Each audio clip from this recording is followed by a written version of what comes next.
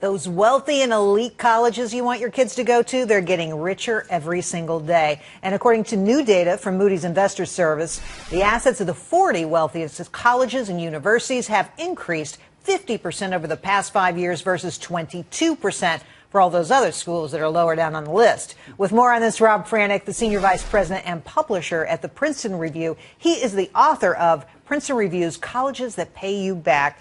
Rob, welcome back to the show. Good to be here. So, okay, my friend, let's take a look at these private yes, schools. Yes, we've heard of some, And all this money. Oh, my word, Okay, so Harvard has something like $42 billion, Stanford 31, Yale 25, Princeton 21. These are the big kahunas. These are the schools that everybody wants to go to. How did they get all this dough? Well, a couple of reasons. I mean, rich schools already have very large endowments, and it's not only endowments, these are assets. This is endowments plus liquid cash that they have on hand. Plus so liquid cash. Yeah, of course. The best kind. The best kind, yeah. And so, I mean, there are different investment vehicles that those schools can invest into that other schools with smaller endowments are not. Not all of it will be based on liquid, but they have high yields for the many schools on that.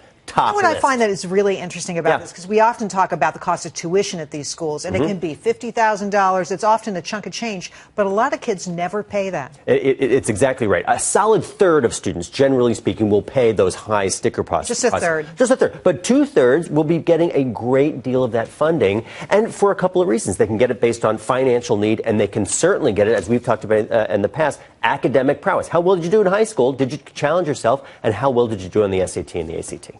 Definitely interesting. And, you know, I think of it's also this money they have on hand that allows them to float all these kids, right? It is absolutely. And that's, I think, the great and silver lining here for a prospective student and their family. If that school is saying, we have great financial wherewithal, but we're going to make this now affordable for the average student and family to go to school. Let's talk about wealthiest state universities. This list, the Texas system, California, Michigan, Florida, Virginia, these might be places you want to go, right? Absolutely. If you can get into these schools, and we've talked about some of them in the past, UT Austin, University of Virginia, these are glorious schools academically. Glorious. And they are glorious academically, but they are also a great deal financially as well. Now, the hard part is that, you know, they're admitting 5% at Stanford, as we talked about last week, some 7, 12%. So it's a pretty superlative cohort of students. So you must be awesome in high school, but fearless around the financial aid process as well. Well, and you've given us some great tips on just how to do that.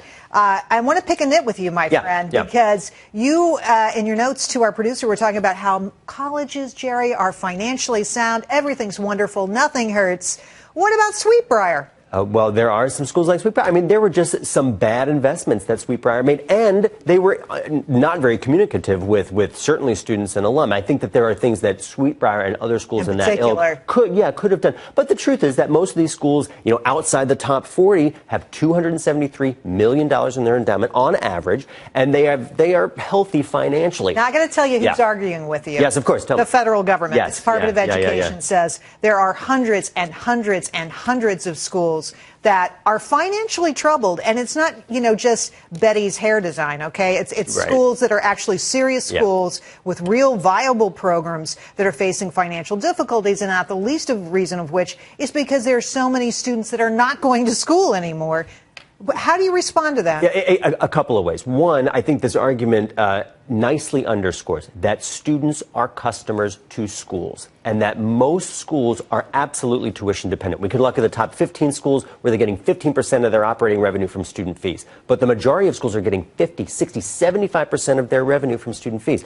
Those are the things that we counsel students at Princeton Review. You must look at these things. How much of those financial aid dollars are going to you? How much is coming from your own pocketbook? Warning sign there. If tuition makes up 70 or 80% of their budget, you're in trouble. And also, if there are fewer students in that entry-level class, that freshman class than last year, not a good sign. Absolutely. Schools are price sensitive, and they are trying to court those students who are superlative academically. And they will do that. We can call it scholarships. We could also call it discounting. I mean, you call it what you will. The money is still the same. It's money you don't have to pay back, generally speaking, so it's good stuff. But let's be pragmatic about it and call it what it is. Right. And I think that's very smart. And it's easy to miss that fact. Rob Franek, so good to see you. Good to be here. Thank you. Thank you.